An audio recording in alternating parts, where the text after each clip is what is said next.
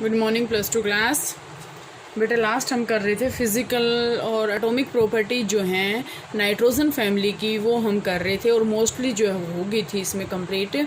आज का जो इसके फिज़िकल और इसकी जो एटॉमिक प्रॉपर्टीज़ हैं उसका लास्ट जो टॉपिक है वो इसमें आता है बेटा कि जो इसमें आपके पास है ये एलोट्रोपी शो करते हैं। नाइट्रोजन फैमिली एलोट्रोपी शो करती है। एलोट्रोपी का मतलब क्या होती है? Which can exist in different forms.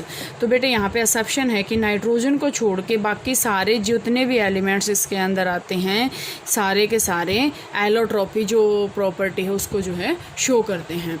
Allotropy property को जो ये शो करते हैं। जैसे हम फॉस्फोरस का एग्जाम्पल लेते हैं बेटे। यहाँ पे फॉस्फोरस जो होता है वो जो है 3 एलोट्रोपिक फॉर्म में एग्जिस्ट करता है। फॉस्फोरस 3 एलोट्रोपिक फॉर्म में जो है एग्जिस्ट करता है। जैसे अगर हम यहाँ से बात करें 3 एलोट्रोपिक फॉर्म कौन कौन सी हैं इसकी? 3 में है। फर्स्ट इसमें आपके पास आता है बेटा white phosphorus, second one is the red phosphorus and third one is the black phosphorus. ठीक है। अब आपके पास ये क्वेश्चन आ सकता है कि out of the 3 allotropic form of phosphorus which one is thermodynamically stable. तो जो ब्लैक फॉस्फोरस होता है वो आपके पास थर्मोडाइनामिकली स्टेबल होता है। ठीक है। थर्मोडाइनामिकली ये क्या होता है? स्टेबल होता है, मोस्ट स्टेबल है। मोस्ट स्टेबल कौन सा है? Black phosphorus. इसके बाद बेटे जर्नल ट्रेंड्स करेंगे हम केमिकल प्रॉपर्टीज़ का कि केमिकल प्रॉपर्टीज़ में ये जो है कौन कौन से ट्रेंड को जो है नाइट्रोजन फैमिली फॉलो करती है। केमिकल प्रॉपर्टी, ठीक है। केमिकल प्रॉपर्टी में सबसे पहले बेटे आएगी इसकी ऑक्सीडेशन स्टेट। ऑक्सीडेशन स्टेट, अगर हम इस ग्रुप की नाइट्रोजन फैमिली की ऑक्सीडेशन स्टेट की बात करें तो सबसे पहले ऑक्सीडेशन स्टेट को फाइंड आउट करने के लिए हमें इसकी जर्नल इलेक्ट्रॉनिक कॉन्फ़िगरेशन चाहिए। NS2Np3 यही है। तो इसका मतलब देखो यहाँ से अगर ये कोई भी जैसे नाइट्रोजन फैमिली है, अगर ये अपना ऑक्टेट कंप्लीट करेगा तो इसको 3 इलेक्ट्रॉन की ज़रूरत है। मतलब क्या है, अगर आप यहाँ से थोड़ा सा अपना जो है माइंड लगाएं तो यहाँ से आपके पास क्या आएगा? ये -3 भी शो कर सकता है। -3 कब शो करेगा? जब ये पी के 3 इलेक्ट्रॉन कंप्लीट कर लेगा। +3 भी शो कर सकता है और +5 भी। मोस्ट कॉमन जो है ऑक्सीडेशन स्टेट है ये -3, +3 एंड +5। ये जो है इसके मोस्ट कॉमन जो ऑक्सीडेशन स्टेट है ना वो है। और ये जो ये ऑक्सीडेशन स्टेट है ये किसके ऊपर डिपेंड है कि इन एलिमेंट्स के साथ जो नाइट्रोजन फैमिली हम कर रहे हैं इसके साथ दूसरा एटम क्या जुड़ रहा है, दूसरा जो मेंबर है वो कौन सा जुड़ रहा है, ये ऑक्सीडेशन स्टेट जो है उसके ऊपर डिपेंड होएगी। ठीक है। तो सबसे पहले बेटा अगर हम बात करें ये यहाँ से नेगेटिव भी है पॉजिटिव भी है, तो हम नेगेटिव ऑक्सीडेशन स्टेट की बात करते हैं और ये देखेंगे कि क्या इसका ट्रेंड है। तो सबसे पहले बेटा हम नेगेटिव ऑक्सीडेशन स्टेट की बात करें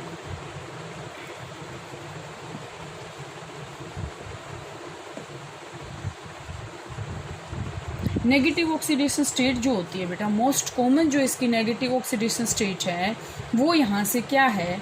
अब ध्यान से देखें कि ग्रुप 15 के जो इलेक्ट्रॉन ये आपके पास नाइट्रोजन फैमिली है इसके जो एलिमेंट्स हैं ना ये सारे के सारे जो हैं मतलब इतनी एनर्जी चाहिए इनको 3 इलेक्ट्रॉन गेन करने की एनर्जी इतनी चाहिए कि नोबल गैस कॉन्फ़िगरेशन को ये अटेन कर पाएँ। ठीक है। तो यहाँ से अगर ये 3 इलेक्ट्रॉन का गेन करेंगे तो जो एनर्जी है ना वो बहुत ही हाई अमाउंट में है। तो इसका मतलब क्या है?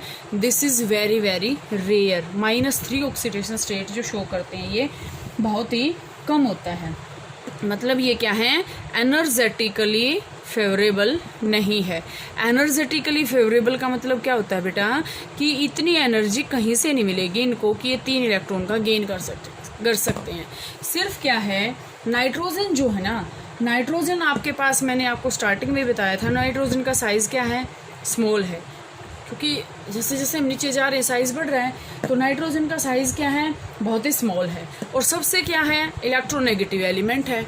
तो इलेक्ट्रोनेगेटिव एलिमेंट है तो क्या करेगा? इलेक्ट्रॉन लेने की कैपेसिटी रखता है। तो ये जो है आपके पास नेगेटिव -3 ऑक्सीडेशन स्टेट शो कर सकता है। कैसे?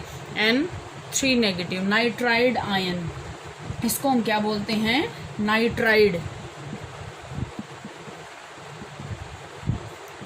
ठीक है, अब आपके पास ये क्वेश्चन आ सकता है कि why nitrogen is only member to attain -3 oxidation state, because due to small size and higher electronegative they can acquire -3 oxidation state. अब इसमें आपके पास और क्या होता है बेटा कि जो अगर हम इसमें से बात करें तो ये आपके पास और क्या हो सकता है, फॉस्फोरस। ठीक है, अदर एलिमेंट जो इसका ग्रुप का है वो आपके पास क्या है, फॉस्फोरस। फॉस्फोरस भी जो है और एंटीमनी भी जो है कई बार जो है यूज़ कर लेता है और आर्सेनिक भी यूज़ कर लेता है, लेकिन उसके कंपाउंड इतने जो है रेयर होते हैं। अब जैसे नाइट्राइड आयन है ये तो कॉमन हो जाएगा, लेकिन अगर हम फॉस्फोरस की बात करें तो कैल्शियम के साथ जो है -3 ऑक्सीडेशन स्टेट शो करता है ये। ठीक है, ओके, इसको हम क्या बोलते हैं, कैल्शियम फॉस्फाइड। ओके, तो यहाँ से बेटा आपके पास और क्या आएगा कि -3 ऑक्सीडेशन स्टेट शो करने की जो tendency as we move down the group क्या होगी, डिक्रीज होएगी। ये भी आपको यहाँ से नोट करना है कि -3 ऑक्सीडेशन स्टेट शो करने की जो टेंडेंसी है नाइट्रोजन फैमिली की as we move down the group, वो उसकी क्या होगी, टेंडेंसी कम होएगी। ठीक है, तो इसमें आपके पास और भी एग्जांपल हैं बेटा, हाइड्रोजन है जैसे। ठीक है, वो आप इसमें करोगे तो नो प्रॉब्लम हो जाएगा। इसके बाद आपके पास आता है पॉजिटिव ऑक्सीडेशन स्टेट।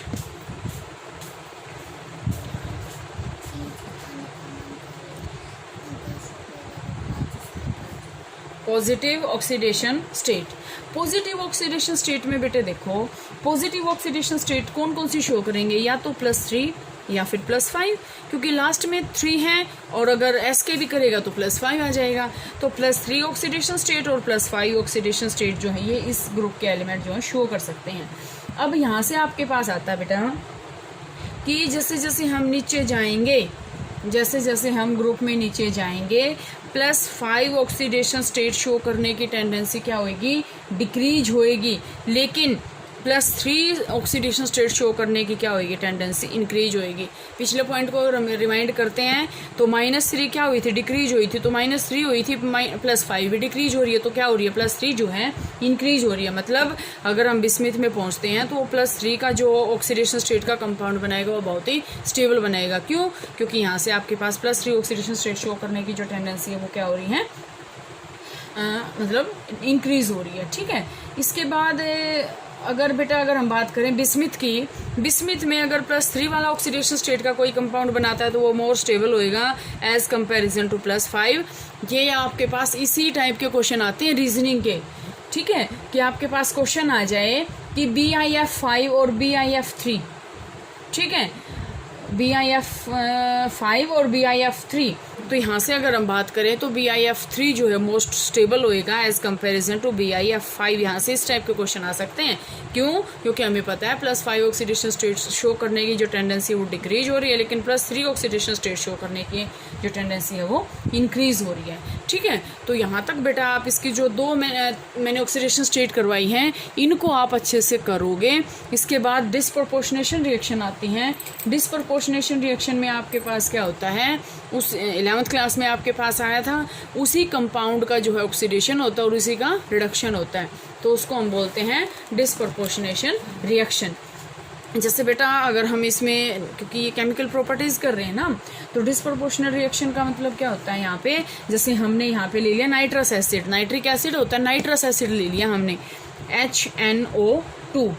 ठीक है, अगर हम नाइट्रोजन की बात करें तो यहाँ पे कितना है, +3 ऑक्सीडेशन स्टेट शो आ रही है। ठीक है, और हम इसको क्या कर रहे हैं, डिस्प्रपोर्शनेशन रिएक्शन कर रहे हैं इसका। यहाँ पे आपके पास ये क्या बन जाएगा, HNO3 + NO + H2O। बैलेंस करें अगर इस रिएक्शन को तो यहाँ से ये 2 आ जाएगा और ये HNO3 रहेगा और ये आपके पास क्या आ जाएगा, 3HNO3। तो इसके में आपके पास क्या हो रहा है, नाइट्रोजन का क्या हो रहा है, ऑक्सीडेशन भी हो रहा है और रिडक्शन भी हो रहा है। देखो +3 से यहाँ पे +5 में पहुँच गया और NO में कितना पहुँच गया, +2 में। तो एक बार डिक्रीज हो रही है, एक बार इंक्रीज हो रही है, तो इसका मतलब क्या होगा, डिस्प्रपोर्शनेशन रिएक्शन होगी ना, 11th क्लास में आई थी आपके पास। अब जो नेक्स्ट आपके पास आएगा बेटा वो जो है कल करते हैं, वो आएगा आपके पास रिएक्शन टुवार्ड्स हाइड्रोजन, हाइड्राइड की प्रिपरेशन, ठीक है, वो जो है कल करते हैं।